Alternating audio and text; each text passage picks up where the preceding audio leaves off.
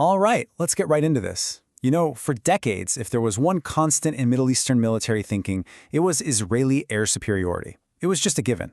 But according to regional analysts, that foundation might be starting to look a little shaky.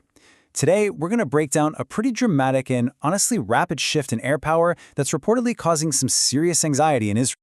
And this quote right here, it really cuts to the core of the whole issue. This isn't just about buying a few new planes. We're talking about a potential change to the entire strategic balance. So what on earth is driving this constant vigilance and anxiety? Well, let's find out. So it turns out this all boils down to 5 major developments in the Egyptian Air Force. 5 big moves that are at the very heart of this concern. We're going to walk through each one piece by piece to see how they all connect and why, together, they represent such a massive new challenge. Okay, first up, the French-made Rafale fighter jet.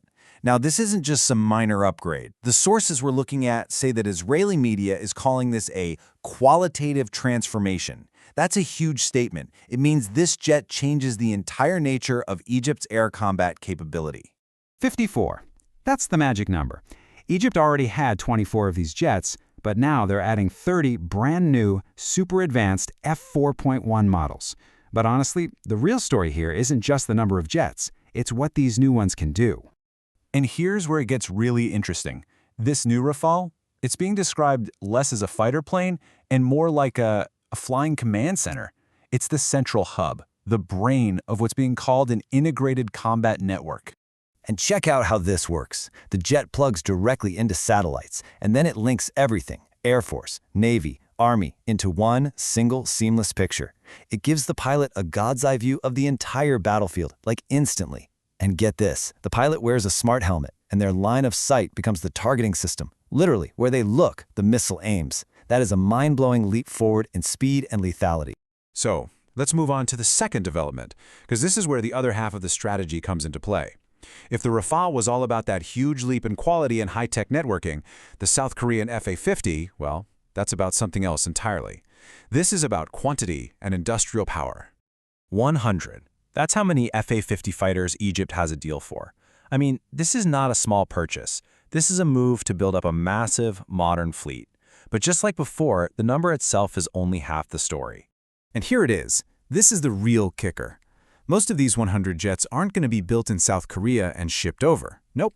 They're going to be manufactured inside Egypt. According to the source, this is totally unprecedented. It sends this crystal-clear message that Egypt isn't just buying a big air force, it's building the domestic industrial power to sustain it and expand it on its own. So when you put those first 2 pieces together, you really see the strategy. On one side, you've got the Rafale F-4, bringing that sophisticated, networked, high-quality power. And on the other side, the F-A-50, bringing sheer numbers and a homegrown industrial base. It's a really potent 1-2 punch. Okay, now we get to the part of the story that's reportedly causing the most serious concern. We're talking about the introduction of advanced Chinese fighter technology. And this is where the threat really moves beyond the horizon, both literally and figuratively. So first, you have the J-10 fighter. It's a very capable jet on its own, for sure. But the real game changer here is pairing it with the PL-15 air-to-air missile. And why is that such a big deal? Range.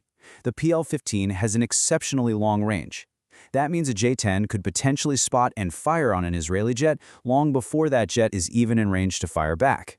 That completely changes the rules of an aerial engagement. But you know what? Even the threat of the J-10 and its long-range missile kind of pales in comparison to this final development. This is the one that analysts say is Israel's #1 concern. This is it. This is what the source calls it, the biggest red line. The one single development that could potentially turn the entire strategic balance of the region completely on its head. And here it is, the J-35, a Chinese-made 5th-generation stealth fighter, an aircraft designed for one main purpose, to be invisible to radar, to just slip right through air defenses without anyone knowing you're there, and then strike without any warning. This is a direct challenge to Israel's own prized F-35. So why is this called the ultimate fear? Well, it comes down to these 3 things. First, its stealth could completely break the detection models Israel has relied on for years. Second, it's a direct challenge to the very idea of Israeli air sovereignty, their ability to control their own skies. And finally, and this is the big one, Egypt getting this plane could signal the end of an entire era, an era where Israeli air superiority was a guaranteed fact of life.